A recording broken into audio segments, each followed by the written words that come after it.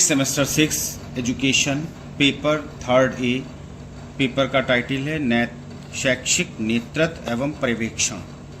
इसका पार्ट 4 है। पार्ट 4 में 73 से लेकर 100 क्वेश्चन तक हैं। एमसीक्यू इसमें बनाए हैं मैंने। क्वेश्चन नंबर 73 है, शिक्षा पर्यवेक्षण के लिए समर्थन और साहित्य का उपयोग किसे कहा जाता है? पहला ऑप्शन है संग्रहण, दूसरा है समीक्षा रिपोर्ट, तीसरा है स्वीकृति, चौथा है साक्षरता। इसका सही आंसर है संग्रहण।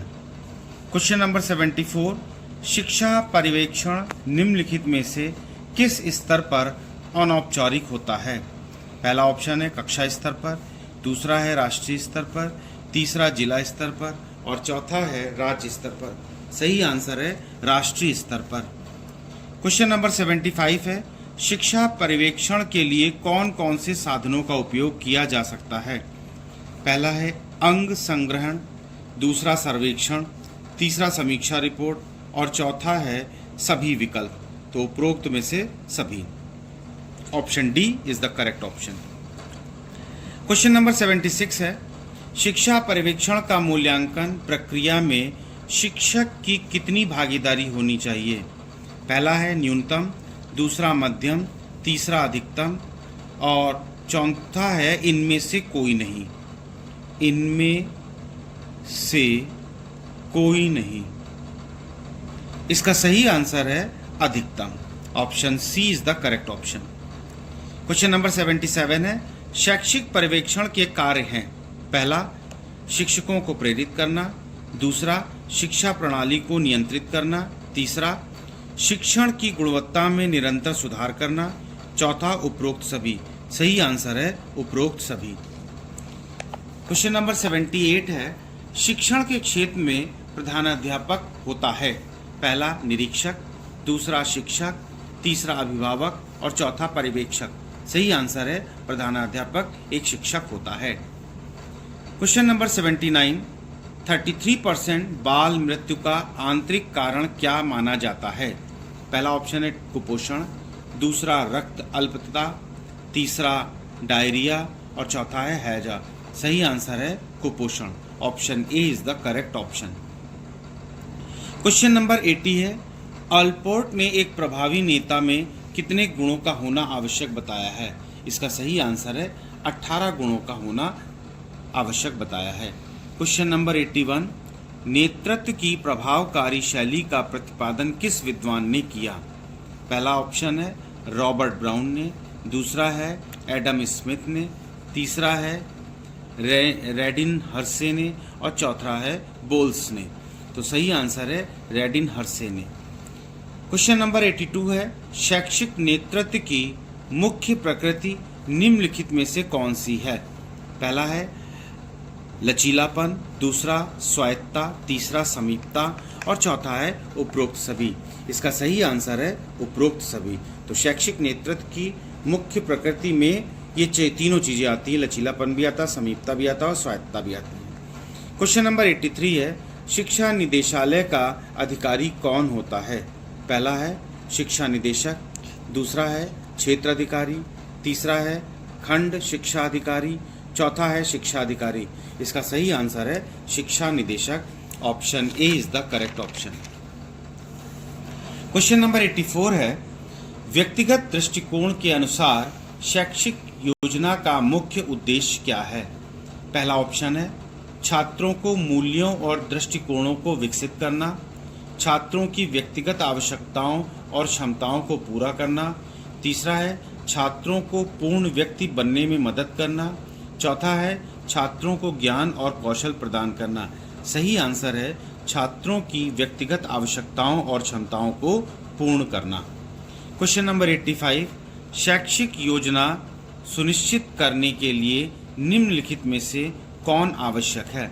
पहला है समस्याओं को हल करने का सुदृढ़ तरीका है, उद्यम की सफलता है, कुशल और प्रभावी नियोजन, समय, प्रयास और धन बचाता है।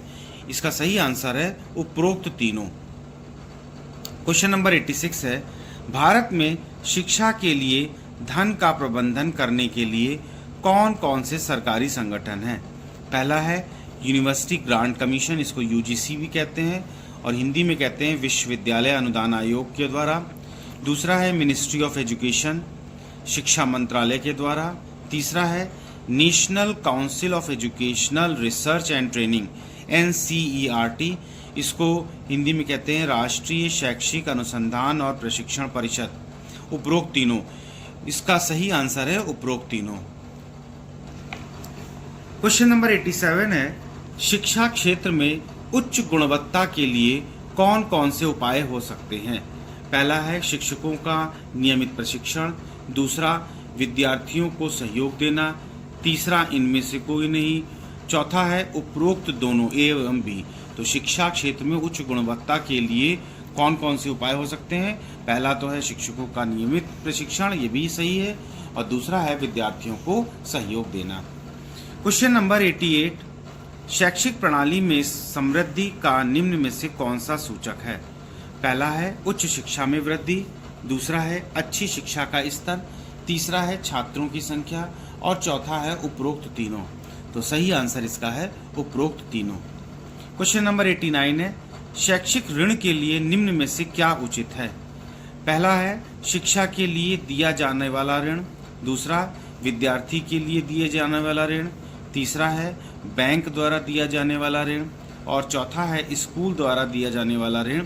सही आंसर है शिक्षा के लिए दिए जाने वाला ऋण। क्वेश्चन नंबर 90 है, छात्रवृत्ति योजना का मुख्य उद्देश्य क्या है? पहला आंसर है, पहला ऑप्शन है छात्रों की आर्थिक स्थिति में सुधार करना। दूसरा, योग्य छात्रों को वित्तीय सहायता प्रदान करना। तीसरा, छात्रों को उच्च शिक्षा प्राप्त करने के लिए प्रोत्साहित करना और चौथा है उपरोक्त तीनों सही हैं। तो इसका सही आंसर है छात्रवृत्ति योजना का मुख्य उद्देश्य योग्य छात्रों को वित्तीय सहायता प्रदान करना है। क्वेश्चन नंबर 91, निम्नलिखित में से कौन सा एक शिक्षा के वित्त के लिए एक वैकल्पिक स्रोत नहीं है? पहला है शिक्षा ऋण। दूसरा, शिक्षा कर। तीसरा, शिक्षा कोष और चौथा है शिक्षा बीमा। इसका सही आंसर है शिक्षा बीमा। क्वेश्चन नंबर 92 है, विद्यालयों के लिए गैर सरकारी संस्थानों से वित्त प्राप्त करने का क्या प्रमुख उद्देश्य है? पहला ऑप्शन है विद्यार्थियों को अध्ययन की सुविधा प्रदान करना। दूसरा, निजी संस्थानों के साथ सहयोग बढ़ाना। तीसरा, लाभ कमाना और चौथा है सरकारी संस्थानों के प्रति प्रतिस्पर्धा करना। इसमें पहला आंसर सही है, विद्यार्थियों को अध्ययन की सुविधा प्रदान करना। क्वेश्चन नंबर 93 है, निम्नलिखित में से कौन शिक्षा पर्यवेक्षण के सकारात्मक परिणामों में से एक नहीं है? पहला है विद्यार्थियों की सीखने में वृद्धि। शिक्षकों के बीच तुलना और प्रतिस्पर्धा। तीसरा है शिक्षण क्षमता में सुधार और चौथा है उपरोक्त में से कोई नहीं। उपरोक्त में से कोई नहीं। इसका सही आंसर है बी, शिक्षकों के बीच तुलना और प्रतिस्पर्धा। क्वेश्चन नंबर 94 है, भारत में वित्तीय सहायता के लिए कौन से अनुदानों का उल्लेख किया जाता है? पहला है साधारण। दूसरा है विशेष। तीसरे में है ए और बी, मतलब साधारण और विशेष दोनों, और चौथा है उपरोक्त में से कोई नहीं। तो इसका सही आंसर है भारत में वित्तीय सहायता के लिए साधारण और विशेष दोनों प्रकार के अनुदानों का प्रयोग किया जाता है। क्वेश्चन नंबर 95 है, प्रभावी शिक्षा पर्यवेक्षण के लिए निम्न में से कौन सा तथ्य महत्वपूर्ण नहीं है? पहला, तनावपूर्ण संबंध। दूसरा, औपचारिकता। तीसरा, लचीलापन। चौथा, निरंतरता। सही आंसर है तनावपूर्ण संबंध। क्वेश्चन नंबर 96 है, विद्यालयों को निजी अनुदान कौन प्रदान करता है? पहला आंसर है गैर सरकारी संगठन। दूसरा, सरकार। तीसरा, विद्यार्थियों के अभिभावक और चौथा, इनमें से तीनों प्रदान करते हैं। तो सही आंसर है विद्यालयों को निजी अनुदान गैर सरकारी संगठन भी प्रदान करते हैं, सरकार भी प्रदान करती है और विद्यार्थियों के अभिभावक भी प्रदान करते हैं। क्वेश्चन नंबर 97 है, शिक्षा के क्षेत्र में वित्त के स्रोतों में कौन कौन सी योजना शामिल है? पहला है छात्रवृत्ति योजना। दूसरा, अनुदान योजना। तीसरा, शिक्षा ऋण योजना।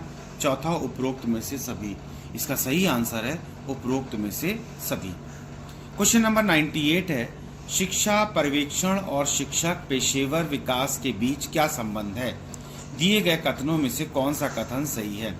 पहला है, पर्यवेक्षण का मुख्य उद्देश्य शिक्षकों की आलोचना करना।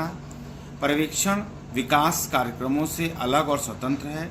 तीसरा है, पर्यवेक्षण शिक्षकों को पेशेवर विकास अवसर प्रदान करता है। और चौथा है, पर्यवेक्षण शिक्षकों को पेशे से हतोत्साहित करता है। इसका सही आंसर है सी, पर्यवेक्षण शिक्षकों को पेशेवर विकास अवसर प्रदान करता है। क्वेश्चन नंबर 99 है, शिक्षा पर्यवेक्षण में समर्थकों की संख्या क्यों महत्वपूर्ण है? निम्नलिखित नीचे दिए गए कथनों में से कौन सा कथन सर्वथा उचित प्रतीत होता है?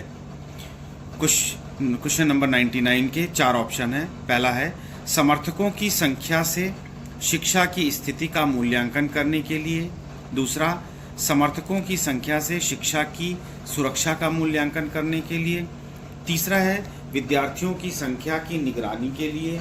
और चौथा है, स्कूल के स्तर का मूल्यांकन करने के लिए। इसका सही आंसर है ए, समर्थकों की संख्या से शिक्षा की स्थिति का मूल्यांकन करने के लिए। क्वेश्चन नंबर 100 है, औपचारिक पर्यवेक्षण का उद्देश्य निम्न में से कौन सा है? पहला है, शिक्षकों को प्रेरित करना। दूसरा, शिक्षण की गुणवत्ता में सुधार करना। तीसरा, शिक्षा प्रणाली को नियंत्रित करना। और चौथा है, उपरोक्त में से कोई नहीं। इसका सही आंसर है दूसरा, शिक्षण की गुणवत्ता में सुधार करना।